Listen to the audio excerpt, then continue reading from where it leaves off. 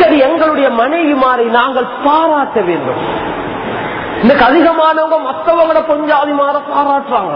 அவங்கள பாருங்க அப்படி செய்த இப்படி செய்யற.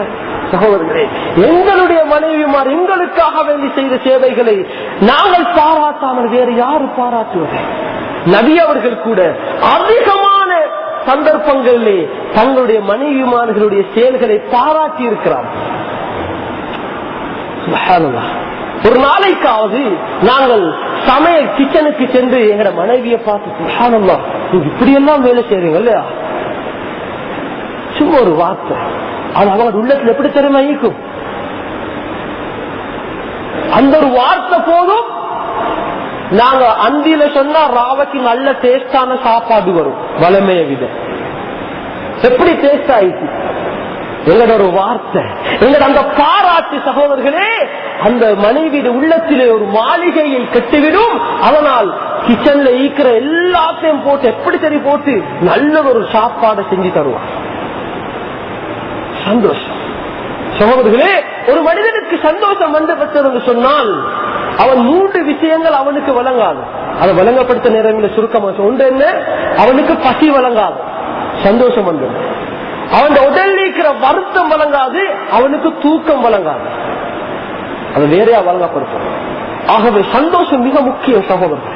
எங்களுடைய இயற்கையான பல வருத்தங்களை கூட இந்த சந்தோஷம் இருக்கின்றது இல்லாமல் ஆக்கிவிடும். ஒரு மனிதனுக்கு ஏற்படுகின்ற நோயை அவசரமாக குணப்படுத்த வேண்டும் என்று சொன்னால் அவனை அதிகமாக சந்தோஷப்படுத்தினால் அவனுடைய நோய் அறவாசி முடிஞ்சிடும், சோமாகும்.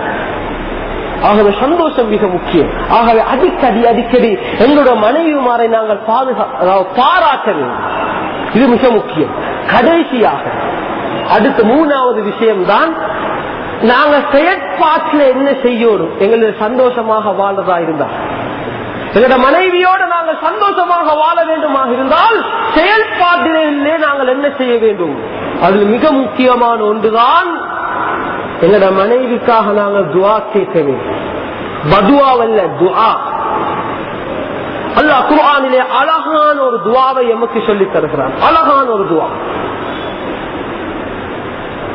ربنا هب لنا من أزواجنا وذرياتنا قرة أعين واجعلنا للمتقين إماما. இறைவா, என்னுடைய மனைவியிடமிருந்தும் என்னுடைய பிள்ளைகளிடமிருந்தும் எனக்கு நீ கண் குளிர்ச்சியை, சந்தோஷத்தை வெகுமதியாக தந்தருள்வாயாக. சுப்ஹானல்லாஹ்.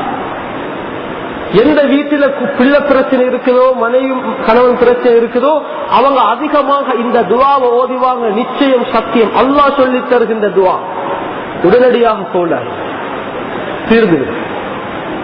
ஆகவே அடிக்கடி ஒவ்வொரு வக்துக்கு பின்னால நாங்கள் எங்களுடைய மனைவிக்காக வேண்டியும் பிள்ளைகளுக்காக வேண்டியும் குறிப்பாக இந்த துஆவை நாங்கள் கேட்டுக்கொண்டே இருக்கிறோம்.